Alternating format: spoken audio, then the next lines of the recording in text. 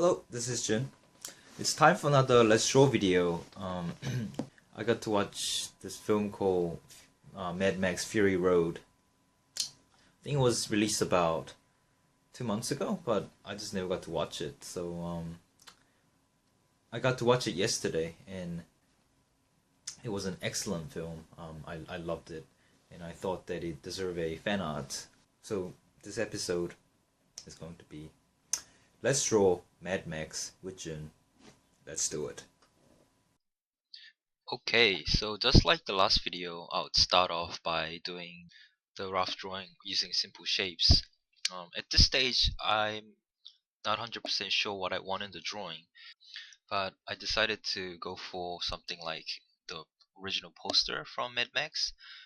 You might be familiar with these two characters sitting inside a car, which I really liked.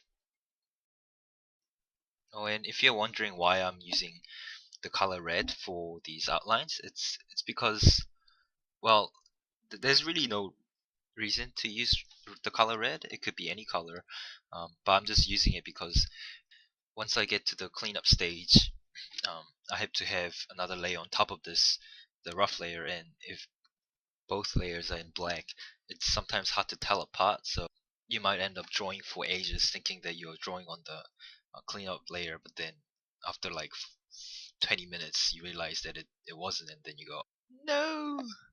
Yeah, trust me, it happened to me a lot. So while this drawing is being done, I want to talk about the movie real quick. This movie is directed by Greg Miller. He's the creator of the original Mad Max series. I think there's about three Mad Max films before this one. I haven't watched any of them, so going into this movie, I didn't go into this movie. I watched it at home, but I didn't know what to expect. And to my surprise, this has to be one of the best action film I've watched in a while. It was just, I know that the word epic is somewhat overused, but with this movie, was freaking epic. And I think a lot has to do with the movie sticking it to its own genre. And I love it when movies do that. Like, it's not trying to be anything else. It's just trying to be a really good action film, and I think Mad Max really delivered that. And I thought the characters were really interesting as well. If I do talk about the characters, so this female character that I'm drawing in front, her name is Furiosa. I was about to say Leviosa, but that's not the same film. Anyways, and Mad Max is sitting next to her, and this film is called Mad Max, but Furiosa was really the main character of the film, and I think it worked really great because it portrayed Mad Max as a really important character for Furiosa in order to complete the mission that she's on. And I think it made the movie feel quite unique. And Tom Hardy was a great supporting character who doesn't say much at all. I think he had like 10 lines throughout the whole movie, but he really didn't have to say anything. His job was to just blow shit up, and he was really good at it. And most importantly, the action in this film was just, I think nothing compares.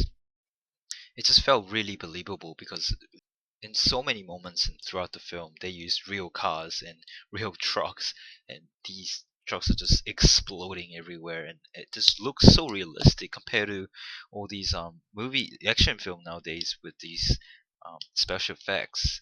You kind of know that they're not real, but with this one, I didn't even have a time to think if it was real or not because it was such a fast paced and non-stop action film. So now back to the drawing. You might be wondering, like, Jin, what are you talking about? Movies, not the actual drawing that you're doing. And I thought about this, where like, should I be talking about the drawing process in great detail, or minimize the technical side and just talk about the fun aspect of the drawing itself? Because if you really wanted to learn how to draw properly, I think there are so many other channels that can explain the basics of drawing better than I do, and I'll name a few inside the description box.